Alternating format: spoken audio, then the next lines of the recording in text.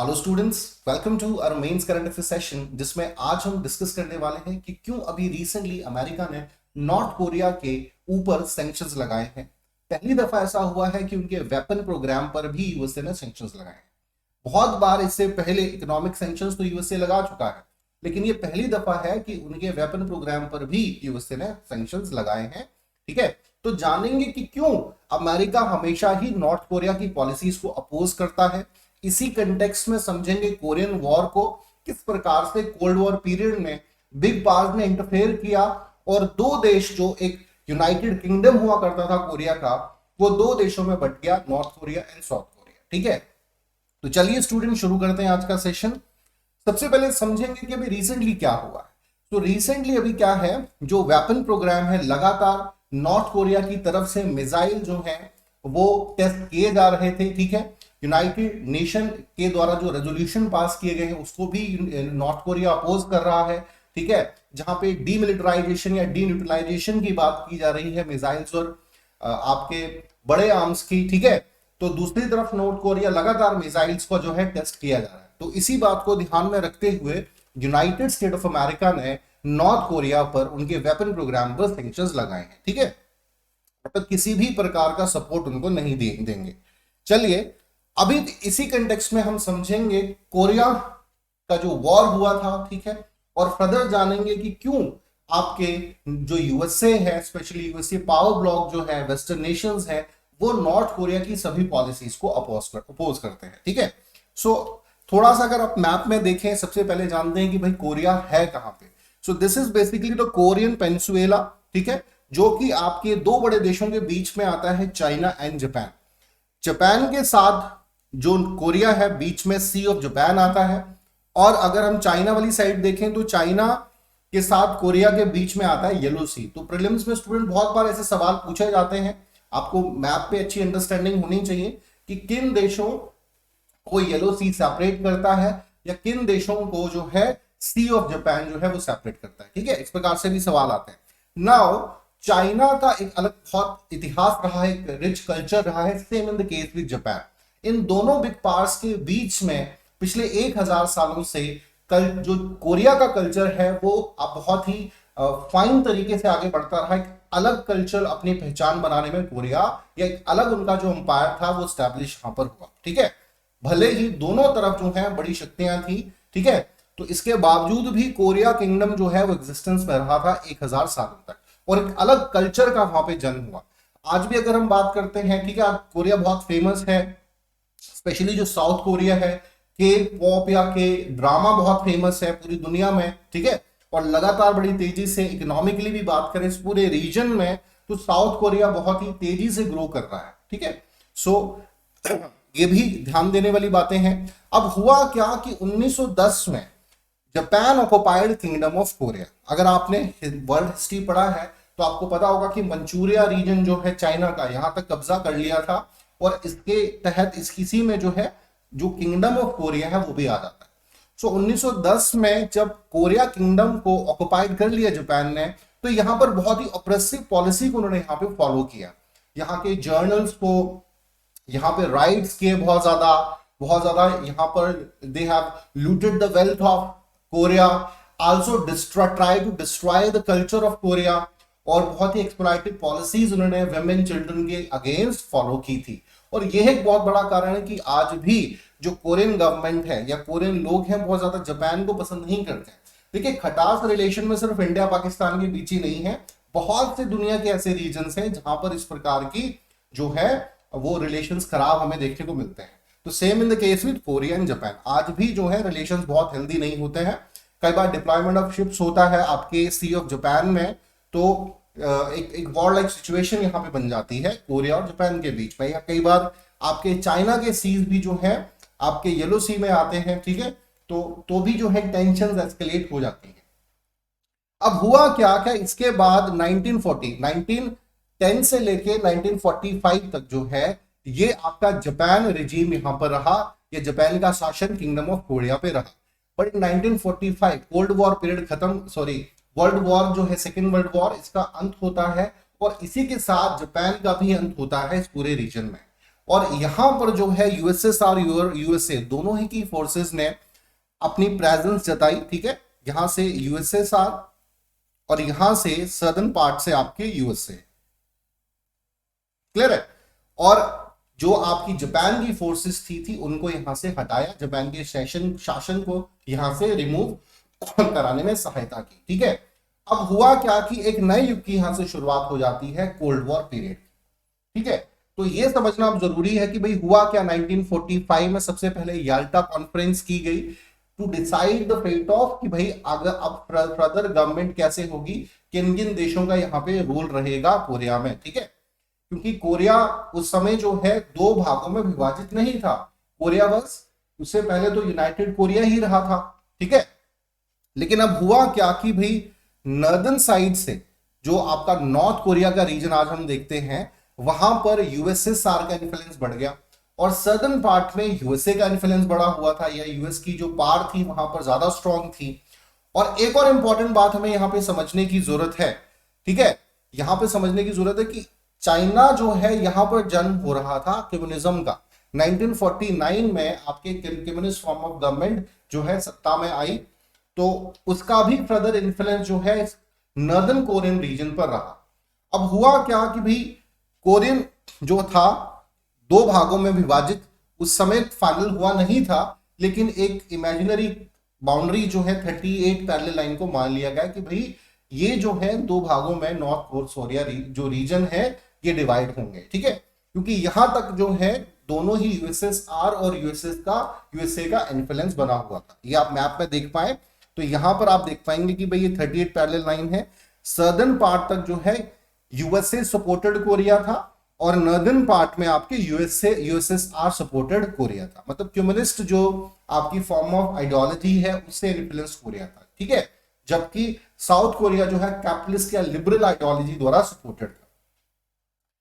इसके बाद हम समझेंगे एक कुछ और घटनाएं यहां पर जो हुई हैं कि भाई 1948 में जो आपका साउथ कोरियन रीजन था यहां पर चुनाव कराए गए, इलेक्शन कराए गए और यहां पर जो है सेंगमेन री जो है ये चुनाव जीत गए, इलेक्शन जीत गए और इन्होंने एक एंटी कम्युनिस्ट गवर्नमेंट को एस्टैब्लिश पूरे रीजन में किया, जो ये क्लेम करती थी कि पूरे कोरिया का भला ये हो सकता है तब अगर यहाँ पे कोई एंटी कम्युनिस्ट गवर्नमेंट एस्टैब्लिश होगी, ठीक है। एक democratic structure form of government जो है वो एस्टैब्लिश होगा, ठीक है। इससे पहले अगर एंशिएंट हम बात करें 1000 सालों से तो मोनार्कियल फॉर्म ऑफ गवर्नमेंट थी 1910 तक, ठीक है। दूसरी तरफ जो नॉर्थ कोरिया रीजन था यहां पर इन्फ्लुएंस बढ़ा क्योंकि यूएसएसआर में किम इल संग जो थे बहुत लंबे समय से जुड़े हुए थे और इनका प्रभाव इस पूरे रीजन में था। So he became the prominent leader of the North Korea region और एक कम्युनिस्ट फॉर्म ऑफ गवर्नमेंट को स्टैब्लिश करने में, ठीक है, इन्होंने अपना योगदान दिया। और यहां पर जो है इन्होंने democratic people Republic of Korea, democratic people Republic of Korea की गवर्नमेंट को स्टैब्लिश किया, ठीक है। दूसरी तरफ यहां पर जो है रिपब्लिक ऑफ कोरिया, ये दो सरकारें दोनों रीजन में बनाई गई, ठीक है। और दोनों ही ये क्लेम करते थे कि भाई हमारे रूल में ही जो है पूरा कोरिया जो है वो अच्छे से एक सक्सेसफुल देश बन पाएगा, ठीक है। एक लीड, मतलब दोनों ही चाहते थे कि उन्हें पावर मिल जाए, पॉलिटिकल पावर उनके हाथ में।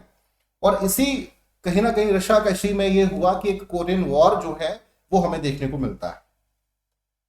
नाउ अब कोरियन वॉर पे आएंगे तो initially in that time what happened कि भाई ये जो रीजन था, क्योंकि 1949 में क्या हुआ हम सभी जानते हैं कि यहां पर आ गई कम्युनिस्ट फॉर्म ऑफ गवर्नमेंट।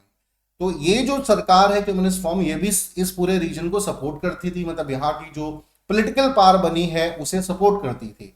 और यूएसएसआर का उस समय बहुत ज्यादा सपोर्ट नॉर्थ कोरिया को था, ठीक है। अब यूएसएसआर ने हैवी मिलिट्री जो है सपोर्ट नॉर्थ कोरिया को उस समय किया, 1950 के आसपास का ये समय, 1950-51 के आसपास का ये समय है, ठीक है। और अब हुआ क्या कि इन्होंने इन्वेड कर दिया साउथ कोरिया पे कि हम पूरा एक यूनिफाइड कोरिया बनाएंगे अंडर द गवर्नमेंट ऑफ जो कम्युनिस्ट फॉर्म ऑफ गवर्नमेंट है अंडर किम इल जंग जो है संग जो है उनके अंडर, ठीक है। ये डिसाइड किया और अपनी फोर्सेस को यहाँ पे डिप्लॉय कर दिया। दूसरी तरफ साउथ कोरिया में बहुत ज्यादा मिलिट्री सपोर्ट अभी तक नहीं था, आपके यूएस बैक सपोर्ट नहीं था, ठीक है, अगर हम मिलिट्री के कंटेक्स्ट में बात करें। तो हुआ क्या कि यहाँ की फोर्सेस ने डिप्लॉय किया साउथ कोरिया तक और आसानी से साउथ कोरिया जो रीजन है इसको कब्जा लिया, इस पे अपना तो जो था सब्जुगेशन कर लिया। और ये अगर बुसान प्रोविंस आप छोड़ देंगे, बुसान प्रोविंस है, इसको छोड़ दें तो तकरीबन पूरा साउथ कोरिया ही जो था वो अंडर आ गया था नॉर्थ कोरिया गवर्नमेंट के। ठीक है, अब यहां पे इंटरफेयर किया था यूनाइटेड नेशंस ने। यूनाइटेड नेशन ने एक रेजोल्यूशन पास किया to help the South Korea और इसके तहत पीस कीपिंग फोर्सेस का डिप्लॉयमेंट इस रीजन में हुआ, जिसमें 90% जो फोर्सेस थी वो यूएस की ही थी। यूएस के बहुत ही फेमस मिलिट्री जर्नल थे जिनका कोल्ड वॉर पीरियड में या सॉरी सेकेंड वर्ल्ड वॉर में बहुत महत्वपूर्ण रोल रहा था, जिनका नाम था डगलस मैकार्थर। ठीक है, तो डगलस मैकार्थर थे, इन्होंने लीड किया और आसानी से खदेड़ दिया यूएसएसआर लेड फोर्सेस को, जो कि आपके डिप्लॉय हुई थी, जिन्होंने कब्जा कर लिया था साउथ कोरिया पे। अब ये इनको आदेश थे मैकार्थर को, डगलस मैकार्थर को, कि भाई ये 38 पैरेलल लाइन है, यहां पर आपने रुक जाना है। ठीक है, बट ऐसा किया नहीं इन्होंने, फर्दर ये मूव ऑन करते रहे। ठीक है, और यालू रिवर जो है, यालू रिवर है जो चाइना और आपके नॉर्थ कोरिया के एक बाउंड्री बनाती है। ठीक है, यहां तक इन्होंने कुछ इंपॉर्टेंट वॉर्स यहां पर हुए हैं, इंचोन वॉर है, पेंगयोंग है, या चैंगलिंग रिजर्वर के पास वॉर्स हुए, और फाइनली यहां तक खदेड़ दिया। मतलब 90% जो नॉर्थ कोरिया का रीजन है इस पर कब्जा कर लिया, साउथ कोरिया का अधिकार इस पे हो गया। लेकिन अब यहां पर क्या हुआ, जिसका डर था वही हुआ कि यहां पर एंट्री हो गई चाइना की, because China had a sense of fear कि भाई यालू रिवर तक पहुंच गई हैं फोर्सेस। तो उस समय अगर आपको याद हो तो आइडियोलॉजिकल वॉर भी था चाइना में, जहां एक तरफ आपकी communist form of government in existence, दूसरी तरफ ये जो वॉर हो रहा था, ठीक है, जो फोर्सेस गई थी वो आपके कैपिटलिस्ट गवर्नमेंट द्वारा ही सपोर्टेड थी। ठीक है, तो यहां पर चाइना ने सपोर्ट किया। दूसरा कारण सपोर्ट का यह भी था कि भाई नॉर्थ कोरिया ने हमेशा ही चाइना की मदद की थी। ठीक है, जो यहां पर एक सिविल वॉर रहा था चाइना में, नॉर्थ कोरिया ने हमेशा यहां पे सहायता की थी, तो कहीं ना कहीं एक गुडविल गेस्चर के तौर पर भी चाइना ने यहां पे सपोर्ट किया। नाउ अगेन जो डगलस मैकार्थर के की लीडरशिप में फोर्सेस थी उनको खदेड़ दिया चाइनीज फोर्सेस और यूएसएस फोर्सेस ने। ठीक है, यूएसएसआर फोर्सेस ने, और यहां तक पहुंच गई। ये ट्रूस लाइन आप देख पा रहे हो। ठीक है, this is called the truce line. 1953 में तक आते आते ये वॉर जो था यहां तक पहुंच गया। ठीक है, फर्दर मतलब कह लीजिए कि जहां जो स्थिति पहले थी वही बन गई, कि 38 पैरेलल लाइन पर ही स्थिति बन गई, कि यहां पर एक जो है ट्रूस लाइन बना दी गई। अब यहां पर फर्दर क्या हुआ कि एक 27 जुलाई 1953 को कोरियन आमासाइट एग्रीमेंट साइन किया गया। अब ध्यान देने की बात है कि कोई अलग से पीस ट्रीटी साइन नहीं की गई है। ये जो कोरियन आमासाइट एग्रीमेंट साइन किया गया, इसी को ही ऑफिशियली सीज फायर मान लिया गया। ठीक है, हालांकि कोई अलग से पीस ट्रीटी इसके लिए साइन नहीं की गई, और फर्दर भी यूनाइटेड, देखिए दोनों ही, नॉर्दर्न कोरिया का ये मानना है कि भाई होल कोरिया पर जो है किस सरकार का रूल होना चाहिए, जो कि आपके नॉर्थ कोरिया में लेड हो रही है। साउथ कोरिया का भी यही मानना है। ठीक है, तो कोरियन वॉर जो है वो तो अभी भी कह सकते हैं तरीके से कोल्ड वॉर चला ही हुआ है। हालांकि हैवी मिलिटराइजेशन है आपके बॉर्डर्स पे, यहाँ पे पॉसिबल नहीं है कि एक वॉर हो जाए, लेकिन अभी भी हम देखते हैं कि भाई हीट जो है, स्पीचेस एक दोनों तरफ से आती ही रहती है, और कोई भी देश जो है वो मौका नहीं छोड़ता। तो अब एक और इंपॉर्टेंट यहाँ पे घटना हुई है इस आमासाइट में, जो इंपॉर्टेंट था कि भाई कोरियन जो डीमिलिटराइज जोन है वो बना दिया गया बॉर्डर्स पे।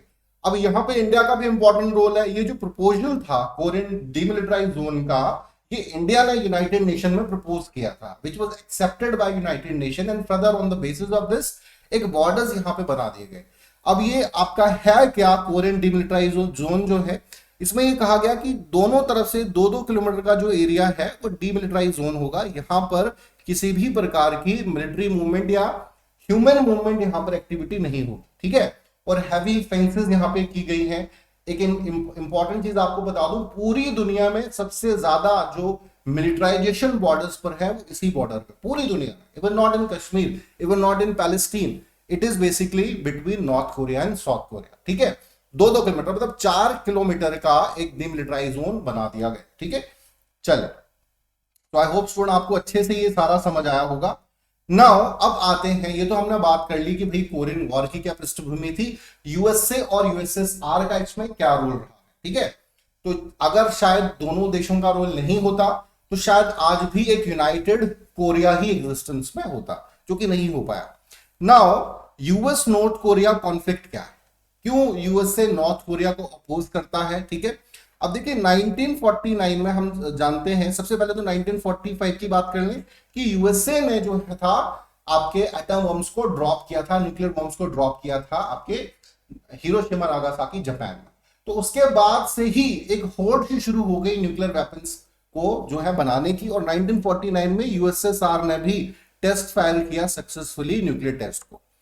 और साथ ही साथ नॉर्थ कोरिया भी लगातार हमेशा से स्टार्टिंग से ही कोशिश करता रहा कि उनका जो न्यूक्लियर प्रोग्राम है वो बढ़ता रहे, and which was highly criticised by the western Nations even in that time, ठीक है, और आज भी किया जाता है।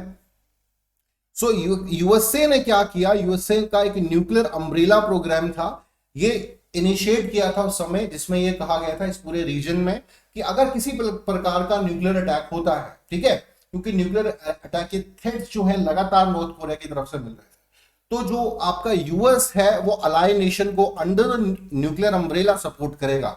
अलाइ नेशन में प्राइमरली साउथ कोरिया और जापान जैसे देश शामिल थे, ठीक है। तो यहां पर इन्वॉल्वमेंट डायरेक्टली हो जाती है यूएसए की टू प्रोटेक्ट दीज नेशंस, ठीक है। और अब हुआ क्या, एक पॉजिटिव साइन यहां पे ये आया कि भाई 1985 में जो आपका नॉन प्रोलिफरेशन ट्रीटी है, एनपीटी है, इस पर साइन कर दिए आपके किसने, नॉर्थ कोरिया ने, कि भाई एनपीटी हम सभी जानते हैं कि हम किसी भी प्रकार के न्यूक्लियर वेपन्स को नहीं बनाएंगे, अगर हमारे पास कोई है तो डिटेल है तो हम उसको साझा करेंगे, ठीक है, और इसके बदले में हमें पीसफुल न्यूक्लियर जो टेक्नोलॉजी है उसके इस्तेमाल करने के लिए मिलेंगी, ठीक है, जो भी रिसोर्सेज चाहिए। लेकिन 2003 में एनपीटी पे जो साइन किए गए थे उसे खारिज कर दिया और नॉन प्रोलिफरेशन विड्रॉ कर दिया, बेसिकली जो था आपका नॉर्थ कोरिया 2003 में। अगर आपको थोड़ा बहुत अगर आपने पढ़ा है, सो जो आपके पाकिस्तान के अब्दुल कादिर थे, जिनको फादर भी कहा जाता है न्यूक्लियर वेपन्स का, ठीक है, न्यूक्लियर टेक्नोलॉजी का इन पाकिस्तान, उन्होंने ब्लैक मार्केट में काफी जो आपके ब्लूप्रिंट्स थे उनको बेच दिया, और यहां से नॉर्थ कोरिया ने 2003 में फाइनली फर्दर 2003 के ऑनवर्ड्स उन्होंने जो था न्यूक्लियर वेपन्स बना दी। तो आज नॉर्थ कोरिया भी एक न्यूक्लियर वेपन नेशन है, ठीक है। सो इसके बाद बहुत ज्यादा अपोज जो है यहाँ की गवर्नमेंट का किया गया, पूरे दुनिया के छोटे देश है, शायद इतनी जरूरत नहीं होती न्यूक्लियर वेपन को, लेकिन नॉर्थ कोरिया ने देखा कि भाई न्यूक्लियर वेपन होने का ये मतलब है कि आपकी ग्लोबली साख बहुत बढ़ जाती है, इमेज बहुत स्ट्रांग हो जाती है, ठीक है। इसके बाद भी जो अभी करंट लीडर है किम जोंग उन, ये भी लगातार न्यूक्लियर मिसाइल्स को टेस्ट करते रहते हैं समय समय पे, ठीक है, which was highly criticised by, even India भी क्रिटिसाइज करता है इसको, ठीक है, सपोर्ट करता है साउथ कोरिया को इस कंटेक्स्ट में। साउथ कोरिया की तरफ से ऐसे कोई प्रोग्राम्स नहीं होते, सिर्फ नॉर्थ कोरिया ही करता है। और लगातार वेस्टर्न नेशंस स्पेशली जो कि यूएस द्वारा लीड किए गए हैं, ठीक है, वो इंपोजिशंस लगाते रहे, इकोनॉमिक सैंक्शंस नॉर्थ कोरिया पे लगाते रहे, और इसी के सीरीज में फर्दर जो है आज हम देख पा रहे हैं कि उनका जो वेपन प्रोग्राम है उस पर भी अब जो है सैंक्शन यूएसए ने लगा दिए, ठीक है। सो ये है, और इंटरनेशनल लॉज को भी अबॉलिश किया है। बहुत बार ऐसा हुआ है कि यूनाइटेड नेशंस के जो रेजोल्यूशंस हैं या इंटरनेशनल लॉज हैं पर्टेनिंग टू द आर्माइसाइड लॉज, उनका भी उल्लंघन नॉर्थ कोरिया करता रहा है, ठीक है। तो ये कुछ है स्टूडेंट जो कारण है दोनों ही देशों के बीच के कॉन्फ्लिक्ट का। अब ये समझना भी जरूरी है कि भाई कॉन्फ्लिक्ट जो एक टेरिटोरियल कॉन्फ्लिक्ट स्टार्टिंग में था, ये कहाँ इंटरनेशनली एक तरीके से एक न्यूक्लियर प्रोग्राम्स या इस प्रकार के यूएस वर्सेस नॉर्थ कोरिया कहां से हो गया, ये तो basically North Korea to South Korea था, ठीक है। तो इसका सबसे बड़ा कारण है जो उनकी पॉलिसीज रही है नॉर्थ कोरिया की, स्पेशली वेपन प्रोग्राम्स के कंटेक्स्ट में, ठीक है। इसने यूएस को कहीं ना कहीं लीड में कर दिया, ठीक है, और जो टेरिटोरियल वॉर था इन दोनों देशों के बीच में, उसने एक और नई शेप ले ली। अगर हम दोनों देशों की कंडीशन की बात करें तो अक्सर न्यूज में नॉर्थ कोरिया अगर जब भी रहता है, जो उनकी पॉलिसीज है, जो उनकी फॉर्म ऑफ गवर्नमेंट है, ठीक है, उसकी वजह से रहता है। बहुत बार हम सुनते हैं कि भाई नॉर्थ कोरिया में जो लोग हैं उनका बहुत ज्यादा ऑपरेशन किया जाता है, जबरदस्ती जो है वहां के लोग इवन बाहर नहीं जा सकते हैं नॉर्थ कोरिया के, ठीक है, इंटरनेट फैसिलिटीज नहीं है, या जो बेसिक इस प्रकार की इम्यूनिटीज है। अगर आप सैटेलाइट मैप भी देखेंगे सो तकरीबन 80% कोरिया में आपको लाइट्स, 70% कोरिया कह सकते हैं जहां पर लाइट अभी भी नहीं है, ठीक है। बहुत से रीजन्स में जो बेसिक इम्यूनिटीज हैं वो प्रोवाइड नहीं की गई हैं। जबकि साउथ कोरिया अगर आप देखेंगे तो आज साउथ कोरिया एक लीडिंग नेशन है पूरे एशियन रीजन का। के ड्रामा, के पॉप या लगातार जो आपके प्रीशियस एलिमेंट्स हैं उनके लिए फेमस है, ठीक है। तो जो फर्दर टेक्नोलॉजीज के लिए, एडवांस टेक्नोलॉजीज के लिए इस्तेमाल किए जाते हैं, रियल एलिमेंट्स जिनको कहा जाता है, ठीक है। तो दोनों देशों के विकास का अगर हम मैप देखें तो साउथ कोरिया बहुत आगे अपना आज नॉर्थ कोरिया से बढ़ चुका है। North Korea is just famous for उनकी जो डिफेंस मैकेनिज्म है या उनकी मिलिट्री है, उसके लिए ही खबरों में बना रहता है, अपनी डेवलपमेंट के लिए वो खबरों में नहीं रहता, ठीक है। तो ये स्टूडेंट्स कुछ है, ठीक है, जो हमने समझा। आई होप अच्छे से आपको समझ आया होगा कि दोनों देशों के बीच का कॉन्फ्लिक्ट क्या रहा है और अभी रिसेंटली यूएसए ने सैंक्शंस लगाए हैं, उसका मेन कारण क्या है। तो आज के लिए इतना ही। Thank you very much.